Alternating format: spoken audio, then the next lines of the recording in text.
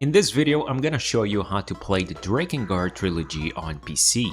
If you're not familiar with it, this is the original series prior to Nier. Drakengard 1 and 2 are PS2 games and Draken 3 is on the PS3. I'll show you how to set up both the PS2 and PS3 emulators to play them with the best settings for each game for better graphics and performance, and some enhancements for Drakengard 3 like 60 FPS. I'll also show you how to install the DLC as well.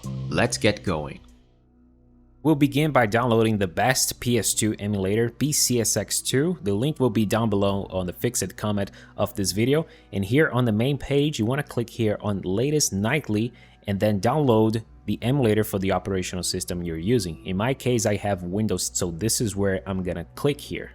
The emulator will come as a zipped file, so you're gonna need either WinRAR or 7-zip to extract it. I would personally recommend 7-zip over WinRAR actually, and I created a folder called PS2 on the desktop of my computer, and now here on the file, I'm just gonna double click on it. It's gonna open with 7-zip, and now I'm just gonna extract all the contents here to the same folder where the original file was. You can go ahead and delete the original file. We're not gonna need this anymore.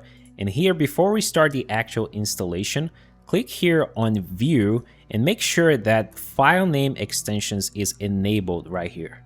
This is required for what we are about to do right now. So before we start the actual installation of the emulator, you're gonna right click here on the folder, and then you're gonna select New, and then click on Text Document. This file will be generated, and you're gonna rename this file here to Portable, and on the .txt you're gonna erase the txt and replace it with ini, exactly like this. It has to be written exactly like this, and when you click away, it's going to ask if you really want to change this one, and then click on yes. And if you see this little gear here next to the program, it means you did it right. Now you're gonna click here on this PCSX2 executable, so just double click on it, and if you did it right, all these folders will show up right here, just like it was before, but this is something that they changed it on the latest version of this emulator. There's a few options here if you want to change the language and the theme of the emulator. I'm just gonna leave everything on default here, so go ahead and click on next. Here we're gonna have to select the folder to where the BIOS files are gonna be. I can't show here on the video where to go or even mention where you could find it because that's against YouTube's policy. But it shouldn't be too hard to find if you know what I mean. And when you have them with you, you're gonna place them on the BIOS folder here on the emulator folder, just like this. Now go back to the installation program here and then click on Refresh List. And like that, the BIOS should appear here. I got the Japanese version, but it really doesn't matter at the end of the day. This is not gonna affect the installation or anything like that. So now click here on Next, and on this tab, we're gonna have to select the folder to where you want the emulator to scan for the games. And in my case, I like creating a folder here on the emulator folder. Click on New and then Folder. I just create a new one here called Games, just to keep everything on the same place. Right now, go here back on the emulator and then click here on Add, and it should open the emulator folder by default. So now you just have to select that games folder that we just created and click on Select. It's going to ask if you want the emulator to scan this every time. Click on Yes, and there you go. The folder directory should appear right here. Now click on Next. And on this screen, we can configure our controller, and this emulator has a automatic mapping function. So if you already have your controller plugged in, you're gonna click here on automatic mapping, and it's going to list all the devices you are using. In my case, I have a Xbox controller, so I'm gonna click here on SDL0 X input controller, but you can use your keyboard as well if that's the case. You can configure this later inside the emulator, by the way. If you have a second controller, you just have to do the exact same thing here on controller port 2. Now, click here on Next, and with that, we have finished the installation of the emulator, and it should appear right here. This will be a good time to subscribe to the channel and also leave a like on this video. Now, with this part completed, for installing the games, you're gonna go back to the PCSX2 folder here, and on that games folder that we created before, this is the location that we're gonna be placing the game. The best format for this emulator is the .iso here, and I can't show you here on the video where to go to get the games, because if you do that, YouTube deletes your video. So you can either dump your copies of the game into the PC or find it online. And when you have them with you, you're gonna go back to the emulator. If you had it open while doing all of this, you're just gonna click here on scan for new games, and just like that, the games will appear. You can also close the emulator and reopen it. That works as well. Both games are ready to go here, but before that, we're gonna tweak the emulator settings to give them the best graphics and performance. So we're gonna start with Drakengard 1, click on the game with the right button, and you're gonna click here on Properties. This window will show up, and first you're gonna head over here to the Patches tab, and you're gonna enable both the widescreen and the no interlacing patches. The widescreen patch will fit the game's screen size to fit your monitor without stretching, and the no interlacing will get rid of a blur effect that normally happens on the emulator. Now you're gonna head over to the graphics tab here, and on the top where it says renderer, the best renderer for this emulator is Vulkan right here. But if your GPU is a little outdated, it's not going to show up for you. If that's the case, you can select both Direct3D 11 or 12. I think that they are also great renderers for this emulator, but the best one is Vulkan right here. So select that if you have that. The adapter should be the main graphics card that you have on your computer. Normally it's going to select the right one right here if you select use global setting, but you can go ahead and change it to the one that you have. Next, on display, you're going to change the aspect ratio to widescreen 16:9 because we activated that patch here before. You're also going to have to change it here. Right here on the bottom, go ahead and click on anti-blur. This helps a little bit with the game. Now you're gonna head over to the rendering section here, and on internal resolution, you can increase this game's native resolution here. And ideally, you should use a resolution that matches the monitor that you have. In my case, I have a 1080p monitor, so I'm gonna go ahead and select 3x native here, but you can also crank this one higher. If you have a powerful PC, the emulator will render the game at that resolution, but it's going to be fit to your monitor. But in my case, I think 1080p is good enough. Next, here on anisotropic filtering, you can change this one from global setting to 16x. This will make the game look much better, and it has minimal impact on performance. Now, on blending accuracy here, the best option is actually medium for Drakengard 1. This will get rid of some video glitches that can happen in this game, but if you select medium, do notice that it's going to require a bit more of your CPU to play this game.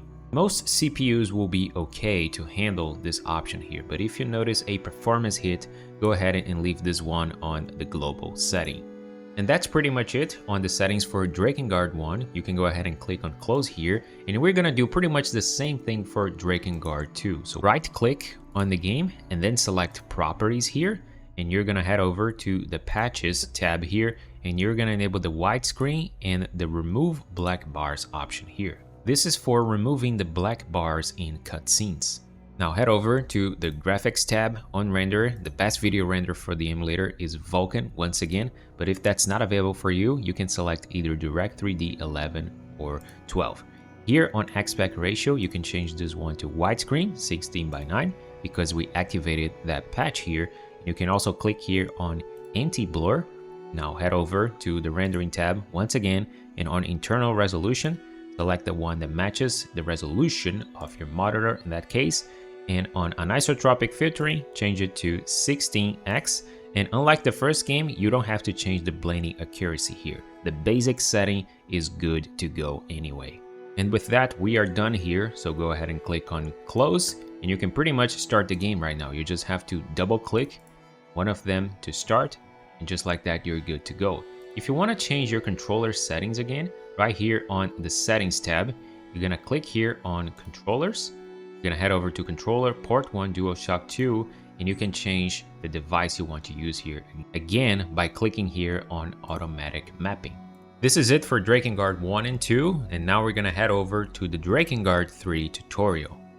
We'll begin by downloading RPCS3, the PS3 emulator. I'll put the link down below, and here on the main page, you just have to click here on the download button, and then you download the emulator for the operational system you're using. In my case, I'm using Windows, so I'm gonna click on this one and then place it on the folder of your preference on your PC. These are the recommended and minimal specs of the emulator, and it's ideal that your PC has at least the recommended specs here, especially on the CPU. This emulator is very demanding on that. The emulator will come in a zipped file, so you're gonna need either WinRAR or 7-zip to extract it, and I would personally recommend using 7-zip. I'll put the link of that on the description of the video, and when you install that right here on the file, you're gonna click on it with the right button and then select 7-zip here and click on extract here. And you can go ahead and delete the original one. We're not gonna need that anymore. And to begin, you just have to double click here on rpcs3.exe to start the installation. And here there's a few options if you want to create a desktop shortcut and stuff. I would not recommend using the dark theme yet, so I'm gonna turn this off. And then just click here on do not show again, and I have read the quick start guide, and then just select here on continue. And there you go, we have rpcs3 on our computer. First, we have to install the PS3 firmware on the emulator, and we can get that on the official Sony website. This is the place right here. The link will be down below, and on this page, you want to scroll down here to the bottom a little bit, and where it says how to update PS3 system software, you want to click here on update using a computer, and then you just click on download PS3 update and place the file on the same emulator folder.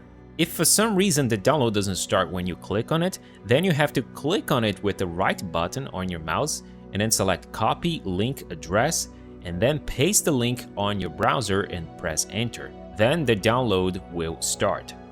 Now back on the emulator folder, I already downloaded my firmware here. It is this file, the PS3 update. Now you want to go to the emulator and right here click on file and click on install firmware. It should open the emulator folder by default, so now you just have to double click here on the PS3 update and it will install the firmware on rpcs3. Click here and do not show again and then click OK, and now it will install these PPU modules, but this shouldn't take long.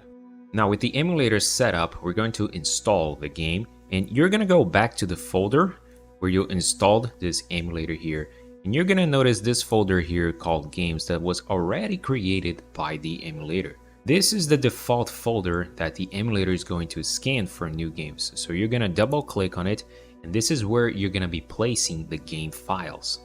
And just like I told you before, I can't show you here on the video where to go to get the game, because if you do so, YouTube will delete your video. So you can either dump your copy of your game into your PC or find it online.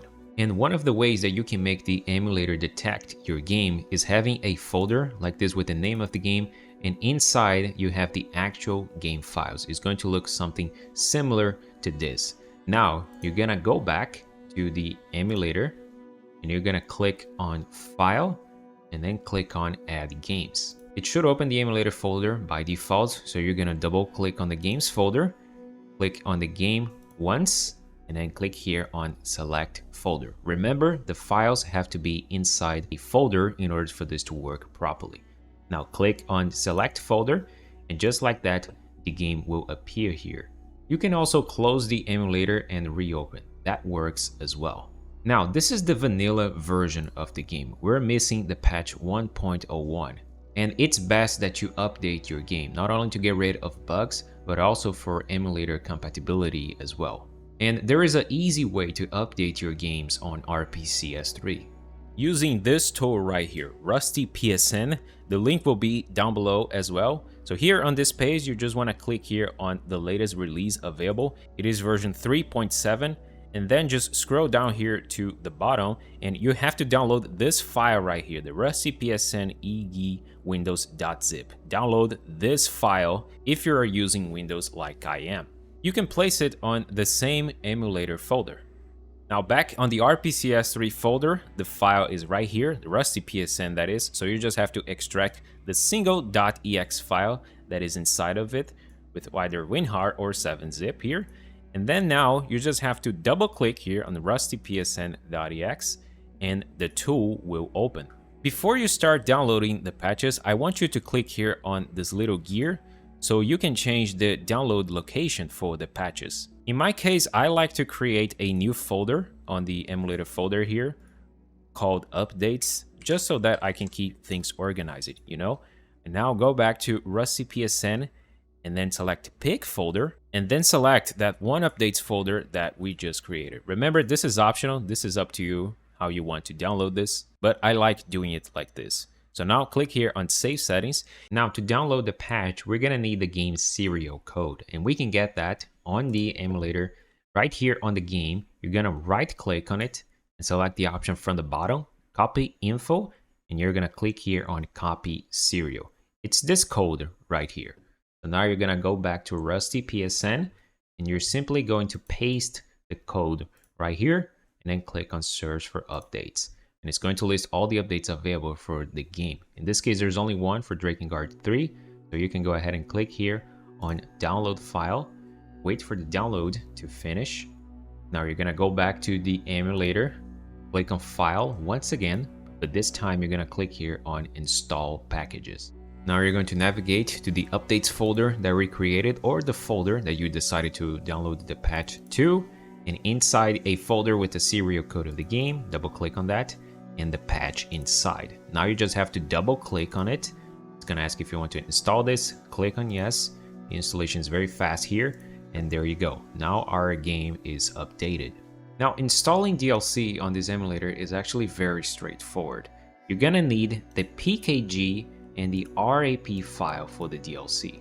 For the DLC to work in the game, not only they have to be in the same region as the game, but you're gonna need the PKG and the RAP file for each one of them. Right here, I have the Once Prologue DLC, this one right here. So I have the PKG and the RAP for that one DLC. For getting them, you can either dump your DLC files from your PS3 into your PC or find them online. But just like the game, I can't show you where to get the DLC, otherwise YouTube will delete the video. Also, you must keep them with the original name like this, otherwise you're gonna get an error when you try to install them on the emulator. In my case, I just created a folder called DLC on the same Drakengard 3 folder right here. And for installing them, you just have to go back to the emulator, click on file once again. You're gonna click on install packages. Now you just have to navigate to the folder where the DLC files are. In my case, the games folder, double click on it, double click on the game, the DLC folder, and you can just highlight both the PKG and the RAP like this. Remember, you need both of these files in order for the DLC work. Now just go ahead and click on open like this, and the DLC is installed on the game. Next, there are some custom patches that we can apply into this game, like unlocked FPS and also increased camera sensitivity as well. To do that, you just have to right click the game once again, and you're gonna click here on manage game patches. This window will show up, and when you start it for the first time, it's going to ask if you want to download the latest patches. Click on yes, and there you go. And now you're gonna see the name of the game right here. So go ahead, click here on this little arrow, click on version 1.01. This is the one that we are now with the game. And now we just have to tick the boxes here to enable these patches. In my case, I like increasing the horizontal camera sensitivity here and also unlock the FPS. This game was originally 30 FPS on the PS3, and on the emulator you can play it at 60 or even higher than that. But I would not recommend going higher than 60 FPS because it can break the physics of the game a little bit. So I would recommend sticking to 60 FPS. Now, when you're done here, go ahead and click on apply and then save. And now we're going to tweak the emulator settings for the best graphics and performance of this game. Right click the game once again, but this time you're gonna click here on create custom configuration. This window will show up, and first you're gonna head over here to the GPU tab, and on render, make sure that you have Vulkan selected here. This is by far the best video render for this emulator, but if your GPU is a little outdated, you're only gonna have OpenGL, in which you can play the game, but the performance will be much worse. In some cases, you can't even play the game because it's going to give you a black screen when you start the game. So definitely go ahead and select Vulkan here. And on these settings here, the anisotropic filter should be set on auto, otherwise you're gonna have some bugs here. And on the frame limit, just like I told you, it's best that you play this at 60 FPS, lock it here. But you can go ahead and try a higher frame rate if you feel like it, but be aware of the issues that can happen. And if you want to increase the game's resolution, you're gonna leave the default resolution here at 720p, the recommended. Do not change this one. And you're gonna change here on resolution scale. You can go all the way to 4K resolution if your PC can support that. And if you are going to increase the game's resolution here to anything other than 100%, you also have to change here the resolution scale threshold to exactly 512 by 512. You can use the keys on your keyboard to be more precise, exactly like this. Now you're gonna head over to the Advanced tab, and this is for playing the game at 60 FPS. Here on V-blank frequency, you're going to change this to 120 Hz. If you want to go higher than 60 FPS, you're going to increase this value even higher. But remember of the issues that can happen once again. Also, this part is optional, but I like going here to the Emulator tab and disable the Show Trophy pop-ups, PPU compilation hint, and the shader compilation. They can be annoying because every time the emulator is doing one of these, especially the PPU compilation, you're gonna get a notification on the bottom side of your screen, and I think that's a little annoying, so I like turning that off. And we are finally done here with the settings. Go ahead and click here on Apply and then Save Custom Configuration. Lastly, we have to configure the controller, and for that, you're gonna click here on Pets. This window will show up, and this emulator has an automatic mapping function. So if you already have your controller plugged in, you're gonna head over here to Handlers, and you're gonna click on Keyboard, and the emulator is going to list the available devices for you. In my case, I'm using a Xbox controller, so I'm gonna click here on X input, and just like that, the controller configuration is ready for me. You can also play with your keyboard if that's what you want to do here as well. There is an option for that. When you're done, go ahead and click here on Save, and we are ready to start the game. And for that, you just have to double click the game right here. And when you start this for the first time, it's going to compile the PPU modules, and this could take a little long depending on how strong your CPU is, but you only have to do this once. Once it's done, the game will start, and to go full screen, you can either double click your screen or press Alt Enter. I have many tutorial videos like this on the channel, so if you like what you saw, don't forget to check out my other stuff, and also subscribe to the channel and leave a like on this video. Thank you for watching, have fun, and as always, I'll see you soon.